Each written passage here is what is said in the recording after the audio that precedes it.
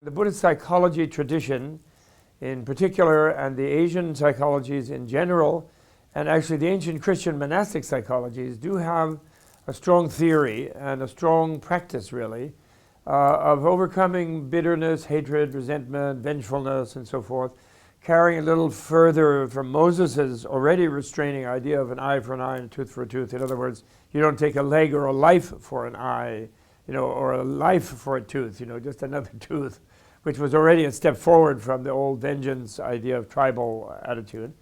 And Jesus's and Buddha's greater idea of really love your enemies and how to unpack that in a modern setting.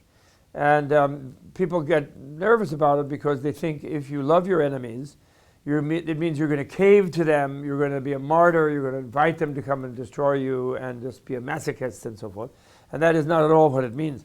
Love means, in the Asian psychological term, and I think really in any term, means the wish for the beloved happiness, to want to make the one you love happy. That's what love really is. It isn't really greed and wish to possess, although some kinds of love tend to mix with that, of the egotistical person.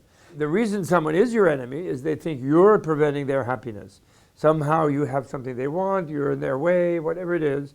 The world isn't big enough for the both of you type of attitude. And so they want to be your enemy, and because they're unhappy, and they think by getting rid of you, they'll be happy. So if they were happy already, without messing with you, they might be wanting to leave you alone because it's no fun to go attack people. It's like, it's an exercise, It's not like giving a caress or receiving one. So loving your enemies is actually practical advice.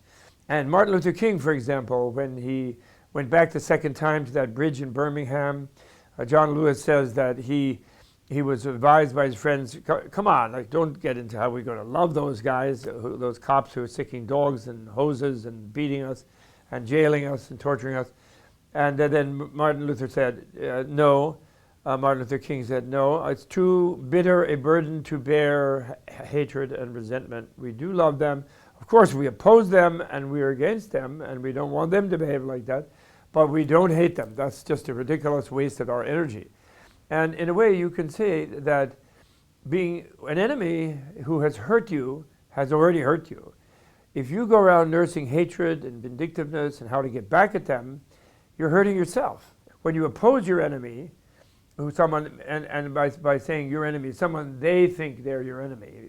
Hopefully, if you love your enemy, you have no enemy. But when you oppose that person, which you can do, you can have tough love, you can have fierce compassion, and when they sense that you're doing it because you want their betterment, actually, because it's not good for them to be mean to you and so on, then actually it has a little different edge to it. And for example, if you're trying to get them to see reason, there's a better chance they'll be able to listen to you when they don't feel the weight of hatred and a destructive vibration toward them coming through the speech. What's in the style and the energy of the speech. Your motivation will make it more successful.